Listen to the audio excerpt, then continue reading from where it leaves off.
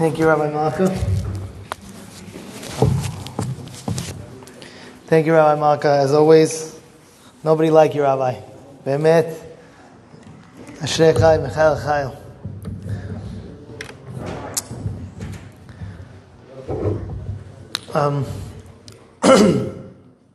There was a rabbi, and for 10 years, every year,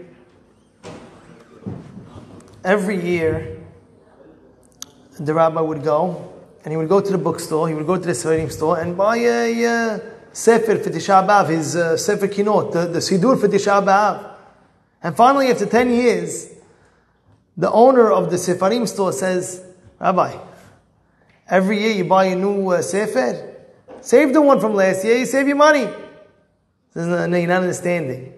Every year after Tisha B'Av, I take my Sidur of Tisha B'Av and I put it in Genizah, because I say to myself, this is going to be the last Tisha B'Av. Unfortunately, there's another one. I'd like to ask everyone a question. And you can all know the answer very easily. If I were to tell you, right now, there was a fellow, he won, he did great in business, his boss gave him a raise, he gave him $1 million, attaché case, $1 million cash. Comes home January 2nd, honey, you don't understand, I just, my boss gave me a raise, look at this, he gave me a bonus of $1 million. Now you go ahead, you're like, alright, first thing I'm doing is I'm buying a Sefer Torah. You buy a Sefer Torah, and it costed you 100, 200 G's, the best, top of the line, silver line, everything, top of the line. And heaven forbid 1,000,000 times it should ever happen. In the house, alone. Now, there's a fire in the house, and you have one item to save. What are you saving? Obviously, the Sefer Torah. There's no question in anybody's mind right here in this room, or anybody listening, that they're going to save the Sefer Torah. You have $1 million, forget the $1 million. Even if it was a $5 million bonus, forget the $5 million. Sefer Torah, Sefer Torah. Now listen to this. Now let's say you have a fellow Jew, and the attaché case, $5 million cash in there. Alright? Forget that. Sorry, I made a mistake. The fellow Jew and the Sefer Torah. Who do you save? The Jew. The fellow Jew you save. So think about it for a second. You have a Sefer Torah versus a fellow Jew. You're saving the fellow Jew over the Sefer. And what wouldn't we do for the Sefer Torah?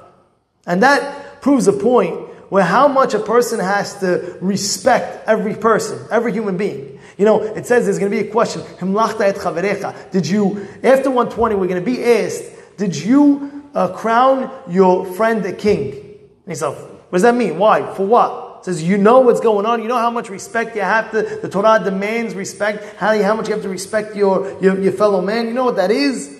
And it says, everybody knows, everybody heard it today many, many times over. The first Beit HaMikdash got destroyed because Gilui Ariyot Shchut Damim Avodah Zarah. Second Beit HaMikdash, what is it? Because Sinat Hinam. Now if you look what it says about it, I'm going to read you Masechah Yomah real quick. It says over here, I have it over here for you. It says, Aval Mikdash Sheni, the second Beit HaMikdash, Shayu Oskin BaTorah. They were learning. Kolel, Mitzvot, Gimul Hasadim, everything was going right. So everybody was wondered, Mipnei Maharav. Why did the Beit HaMikdash, second Beit HaMikdash, get destroyed? Why? One reason. Mipnei Shaita Sinat Hinam. Lelamdecha. This is the key point. Listen to this. This is the key point. Lelamdecha, to teach us, Sheshekula Sinat Hinam keneged Shelosh Averot. Avodah Zarah, Gilui Ariyot, Ushchut Damim. Ben Adam Lahavero is equal, imagine, the three cardinal sins is Avodah Zarah, Gilui Ariyot, Shchut Damim. If a person would put a gun to your head and say, oh, by the way, do this Avodah Zarah, what do? We have to take the bullet. But in any other Avirah, Pikuah Nefesh is doch everything. That means, if a person put a gun to your head, eat pig or else I'll kill you, what's the halacha? You're allowed to eat pig. Halacha says, avodah zarah, you have to take the bullet. Gilui Hayot, you have to take the bullet. Shfichut Damim, you have to take the bullet. And now we're saying, Ben Adam Lahavero is keneged all those three. Because the second Beit HaMikdash got destroyed because of that. You hear the severity of respecting a human being is? You hear how important it is? You know, somebody asked me, so teach me, Rabbi, teach me, how do we respect a human being? Tell me, what am I doing? I see this guy every single day in my office. I see the way he eats, Rabbi. How am I respecting a man like this? This is what he asked me. It's a good question. I see. Yeah, he's he's hooshing out every day. You want me to respect the guy? No common decency. So let me tell you something. You know, when we have to look at things much deeper than how it looks. I'll give you an example.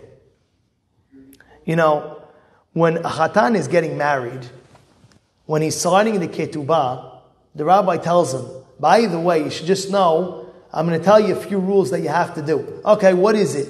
You have to support your wife. Great, I'm in. And then there's one item over there that's very, very interesting.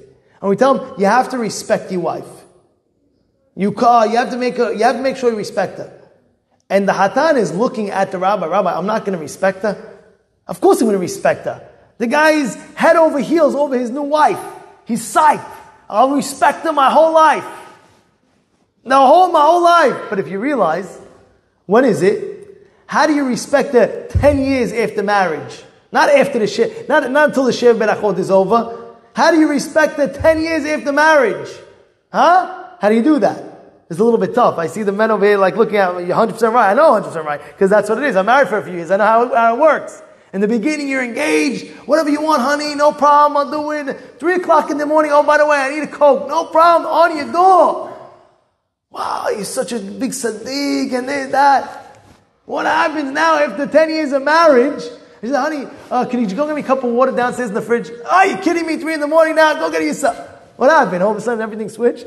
So the rabbis specifically go ahead and they say, by the way, when you're first getting married, when it's very hot, you should just know one thing.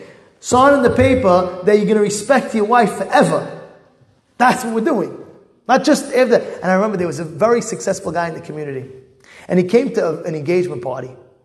And, you know, I was sitting there, I was with a few boys. And they're like, oh, I wanted to see how this guy acts.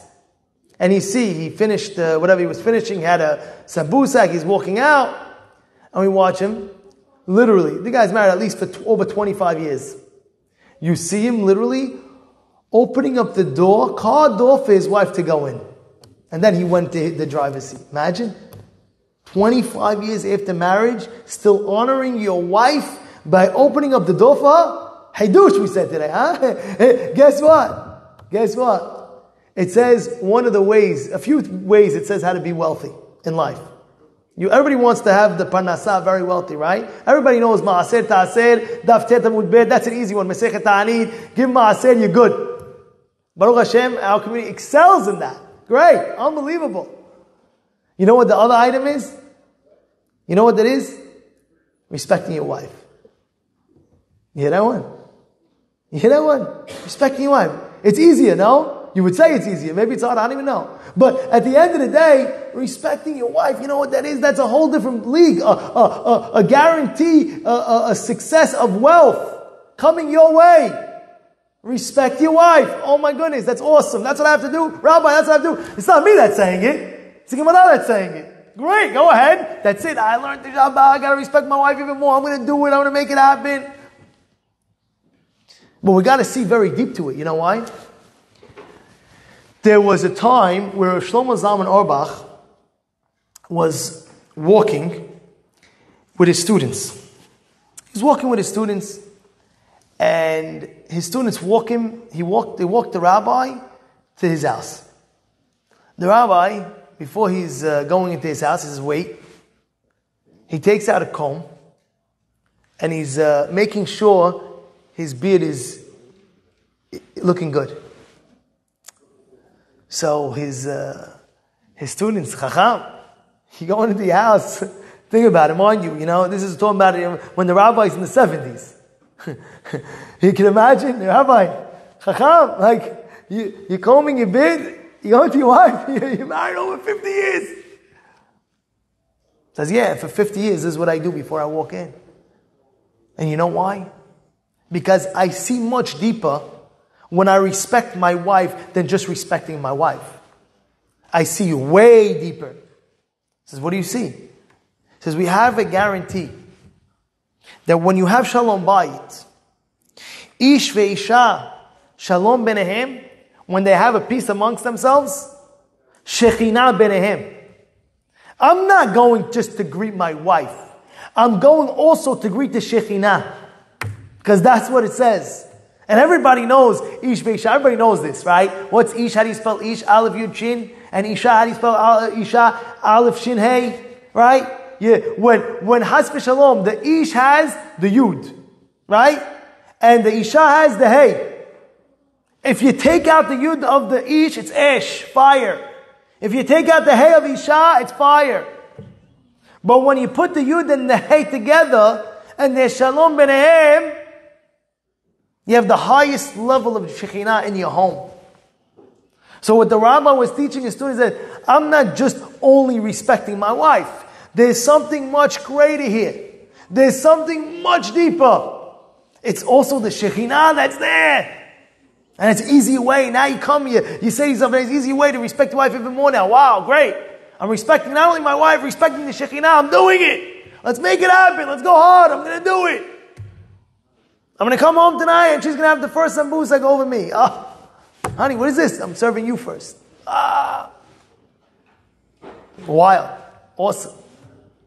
You know, the Rebbitzin, the chief rabbi's wife, passed away yesterday, and at the Levaya, Rabbi Sarur quoted a Rambam. And the Rambam says that it goes both ways. That the wife as well has to treat her husband like a king. You know, I said this over in a class once. Rabbi, repeat that. He wants to video me, send it to his wife. Wait, repeat that? How does my wife have to treat me? Wait. They're taking out the phone. Go. So I said, but if you're going to record, you record the whole thing. I said, no problem. But not more than a minute because I want to make sure it goes out fast. No problem. 1 minute. I says that the Rambam says that a wife has to respect her husband like a king. But sometimes, right? Sometimes oh, Rabbi, look, she's supposed to treat me like a king. But that's when you treat her like a queen. It goes both ways, vice versa. Don't finish it just there. Because that's the highest, that already, you're building up the Shekhinah in your home like no other. There's something special when you walk into a home of shalom. When you walk into a home of peace and tranquility and wow, this is amazing. You feel awesome vibes. The kids grow up in that home, different kid. Different kid completely. Wow, what a home. I went into home, never fooled my wife. And you should know, when Rosh Shlomo Zalman, his wife passed away, he got up. And you know what he said? He said, I usually will ask Mechila from the Nifteret. Someone passed away, he asked Mechila. He says, but I'm not. And they all look at the Rabbi. He says, because I know for a fact, all the years that I was married with my wife, I never did anything wrong to her. Could you say that? Could you say that? I was with a guy and he's telling me, Rabbi, when's the last time you fought with your wife? I'm like, me? I don't know what you're talking about. He said, no, everybody fights with their wife. Let me know, I'll tell you the truth. I fight once a month. How many times do you fight? I'm like, look at him, like, I don't know what you're talking about. What are you doing? What are you fighting me for once a month? What is it? No, I put the toothpaste here and she wanted it there and the next day I did that. What are you doing? Life is too short for the nonsense. Life is too short for the nonsense. It says, Yamav ketzel over. Life is like a shadow. It passes by like a shadow. And it says, what kind of shadow? Is it a shadow of a tree? No. Is it a shadow of a wall? No. It's a shadow like a bird. Like a bird flies, the shadow flies. Life goes by. And the people who are of age, they look back like, how is it? I'm starting to grow gray. Like, what's going on over here? Like, I don't understand. Where'd the years go? And it goes by fast and fast and fast and fast. Like, what? It's too short to have any fights with anybody. Now, let's go a little bit more, one more step further a little bit. And that is like this. If you look, the 3 weeks, the Ashkenazim have the minhag, not to what? Not to shave, not to cut hair. Our halacha for Sfaradim, Shavua Shechal Bo. Not to cut your hair, not to shave. Okay. Why? Chodban Beit HaMikdash, like we said, Sinat Hinam, baseless hatred. But there's another time in the year where we also don't cut our hair and shave. Which time? Semiat HaOmed. Why? The Rabbi Akiva has 24,000 students passed away. Why? Lo nahagu kavod zilazeh. I have a question for you. What does it have to do with my hair? I feel the pain. So okay, fine. Tell me to do something else. What does it have to do? Leave my hair alone. Okay, you can't take a haircut. What does my haircut have to do? It feels like morning. Okay, maybe you can say that. But there's something much deeper than that. So I can't get a haircut for because of that. Why? How is that going to change my life? I feel it. Do you really feel it? I feel it, yeah, because it's hard on the beard a little bit. I wish it was a little shorter. What is it doing for your life? You know what it is? I'll tell you what it is. The answer that I want to say is like this. The answer I want to say is because in life, sometimes when you're looking at your fellow man and you want to give him the right respect, you look at him, his look is not my look. He's shabby. His clothes, what is he wearing? This guy, I'm going to respect this guy. At that moment we say, I don't care how he looks, he could have an afro, respect the guy. We're trying to make a tikkun, we're trying to make a fixation. We're trying to say, okay, it doesn't make a difference. Leave the superficial behind. Look into who that person is. Look into who he is. He has a neshama, he has a soul, he has eternity. God blew in him a neshama, you know what that is? He has much more than just a face. He has much more than just a face. He has eternity.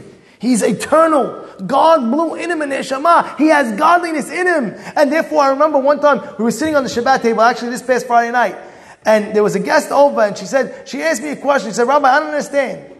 I'm 75 years old. There's a Talmid Hacham, he's 35. He passes me. He's in my Adalat Amot. He's in my form. I have to stand for him? What's the halakha, Rabbi? I'm 40 years older than him. What's the halakha? Now you're sitting there, I'm eating my kibbeh. I'm like, oh man, we could talk this after Shabbat maybe, I have to answer. I say yes. Says, explain me the logic if I'm 40 years older than this man. To me, he's a kid. I'm 75. To me, he's a kid. Like, explain me the logic. And so let me tell you something. When you respect the Chacham, you're not respecting him, you're respecting what's inside of him. You're respecting the Torah that's inside of him. And just like a Sefer Torah just became 1 year old, you just finished a Sefer Torah, it's only 1 year old. When a Sefer Torah comes in, you're going to stand up for the Sefer Torah, it's only 1 year old, I'm older than him. Make a difference. It's what is inside. When you give kavod to Chacham, you're giving kavod to what's inside of him. You're giving kavod because he has the Torah inside of him. That's what you're giving. And it's the same thing when you're giving kavod to your fellow man. You're not just giving him to what he's wearing and to how he looks like. You're giving more to what he represents. He represents an image of God. Sem Elokim. He represents godliness. He represents the fact that Hashem put him in neshama that's eternal, that will live forever and ever and ever and ever and ever. That's what you're respecting. And when you can understand that, and when we can understand that, it becomes easier. Oh, Habibi, wow. Jew walked in. Wow, I gotta give him the most respect. Why? You don't just see his nose. You see so much deeper. You see, wow. God put into you a soul. God put into you this. God put into you, wow. You're awesome. That's what's going on. So I'd like to just give a exercise, if I can. And that is, if you do, how are you going to work on it? Very good. You told us to respect our wives. You told us to respect the people, respect the Chachamim. Great. How are you going to actually exercise that? Also, the wives should respect their husbands. Very good. How are you going to, you need to exercise. Because this comes, you hear it. Very good. Went into your brain. Very good. But you want it to last. You want it to last. You really want it to last. Right? I told you, if you respect your wives, you're going to get very rich. You know that. By the way, we have a Shul Derech HaMetor, said don't forget the Maaser when you come very wealthy. No joke. So, it says like this. Exercise. Take 10 minutes, and I'll tell you why I'm saying, whatever. You can take 15 minutes. Let's take 15 minutes. Maybe too much for me. 15 minutes a day. And from now on, today, as we're in this room, think of a time. Let's say 2 p.m. to 2:15 p.m. You're going to think in your mind, at this 15 minutes of every day, starting tomorrow, because it's already past 2, starting tomorrow at 2 p.m. to 2:15, whoever I encounter with, I'm going to be not nice, extremely nice. Not nice, extremely nice. Like next level nice. And you're going to see, mark my words, you're going to see, at 2 p.m. tomorrow when I actually took upon myself this, you're going to see, this happened. I don't even like this guy. He came into office now. Hashem's testing you. Now be extra super duper nice. Do it. Because what it causes is, it causes in your brain, it causes in your mind a idea that you know every day for 15 minutes I'm going to be super nice. Extra nice. And when you do that, you know what you're doing? You're respecting the people that are around you. You're going to develop that muscle of being extra super nice. It's going to continue further and further. But you got to accept upon yourself and you got to do it. And if you do it, you'll see things, wow. Extra super nice. This is what I was here to discuss. To speak about. And we're about to end off. We have about 7 minutes left. I'm going to ask you a solid question. And somebody here could give me a solid answer. We all know the Yimach Shemam, our enemies, came in, and they came in the 7th of Av. Gemara Masechet Tanit, 4th Perek says it. They came in the Beit HaMikdash the 7th of Av. They were there 7th, 8th, vandalizing, destroying. 9th, which is today. And then towards now, this time, they took the Beit HaMikdash and now they burnt it. That's what happened. 7th, they came in the 7th, vandalized it from 7th, 8th, 9th. At this time, Tzaleh Erev, they started burning the Beit HaMikdash. Fire. Good? Now here's the question. If we were to write the halakha, right? We all saw by Hatzot, 1 p.m., what was the halakha? Everybody get up from the floor, sit on the chairs. They announced it in every shul. It's Hatzot, get off the floor, sit on the chairs. If anything, it should be complete opposite. It should be, everybody now get off the chairs and sit on the floor. It should start now. Now, at this time, we should say, everybody get off the chairs and sit on the floor. The question is, why don't we do that? We don't do that. Halakha is not like that. We do not do that. We say, sit on the chairs. But it doesn't make sense. It should be complete opposite. It should now sit on the floor. I'm going to give you the answer. Anybody want to give it a try? Jonathan, you have an answer? Solid question, no? Give me the answer. The answer is with another question. I'm going to read you another question. This is in Mizmor. What is this? It says over here, in the Gemara, there's a Rashi. Well, I'll read it to you. I'll read it to you what it says. When the Beit HaMikdash was being destroyed, it says, Mizmor la'asaf. The Beit HaMikdash is being destroyed, and it says, a song to us, a song. It's ridiculous. It should be a kina, a mourning. It doesn't say that. It says a song. And the Gemara says, Kach Amar Asaf, Shira. He sang a song. Asaf sang a song. Why? Shekilah HaKadosh Baruch Hu chamato be'etzim u'ba'abanim. That Hashem took the wrath over sticks and stones instead of Bnei Yisrael. I have a question. You call the Beit HaMikdash sticks and stones? That's what it says. I read it word for word. It says it.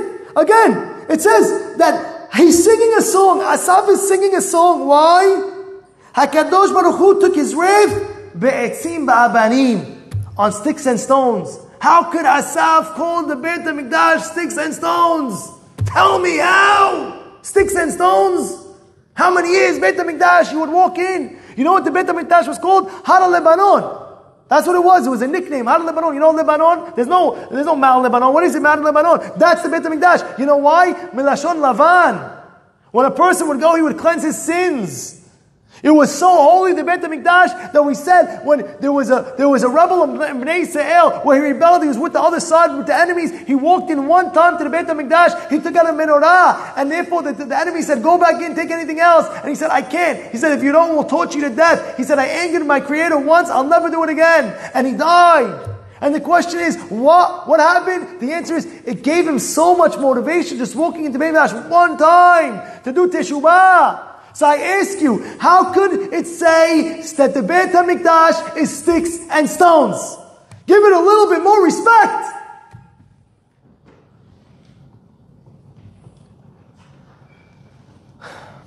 The answer is from Shmuel Birnbaum, from the Rosh Yeshiva, Mir Yeshiva in Brooklyn. He passed away 16 years ago. This is what he says. He says like this. There was a choice at the moment of the destruction. It was either Has v'Shalom to destroy Bnei Yisrael or Beit HaMikdash. Hashem says, my love to you, to Bnei Yisrael, is so great that my holy Beit HaMikdash, compared to the love that I have for you, is sticks and stones.